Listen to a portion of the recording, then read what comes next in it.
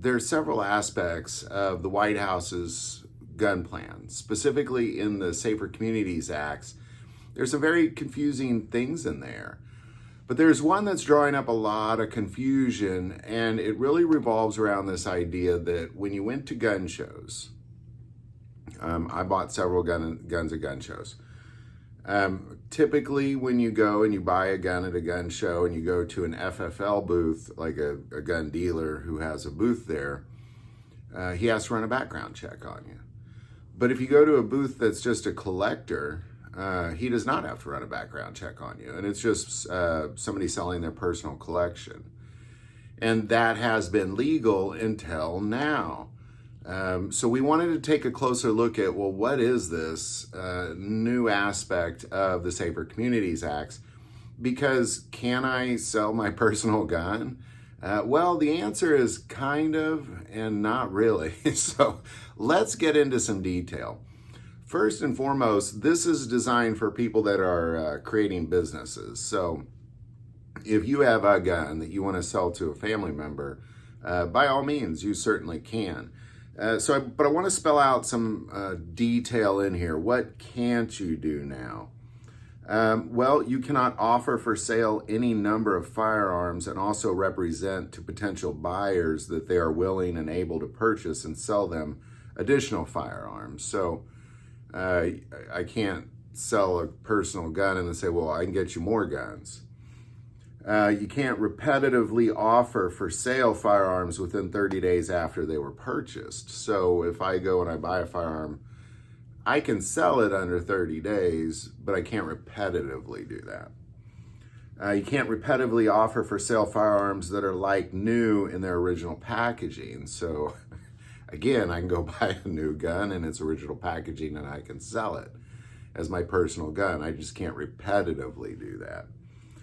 And as a formerly federally licensed firearm dealer, sell firearms that were in the business inventory. So if you used to be a gun dealer, you're not anymore, you can't sell those guns. You can't repetitively offer for sale multiple firearms of the same make or model. So I can't sell like a bunch of Glocks, for example. I can't, or repetitively do that. So that's really kind of the big aspect of it. There's a few other details in it, like you can't create a website or make business cards to advertise that you're in the firearm business. You can't maintain records to document and track profits and losses. So in other words, at the end of the year, when you have to provide your profits and your losses to the taxes, you can't have that with guns. Like, you can't have made so much money. And that's really where it's going to get a lot of those people, is in the tax aspect of that. Depending on how you do your taxes, I suppose. And you can't purchase business insurance or rent space at a gun show.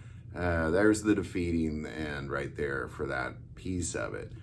And that's kind of why I said, well, you can kind of, but not really. In other words, I can sell my personal guns, yes. I just can't engage in the business of that, especially if I'm showing a profit or a loss on my taxes, or if I'm getting business cards, or I'm repetitively selling the same brand, or I'm repetitively selling to the same person. Those things you cannot do under this new law. So I hope this opened up some clarity for you. I think in the end, you're safe. You got guns you want to sell, you're safe. You just can't conduct a business of it. So there you go. Any thoughts or insight, definitely put that below. Would like to take a moment and say that most people that watch this channel, they're not subscribers to the channel. Please take a moment, hit that subscribe button. It greatly increases the algorithm and our ability to get these messages out. That link is below.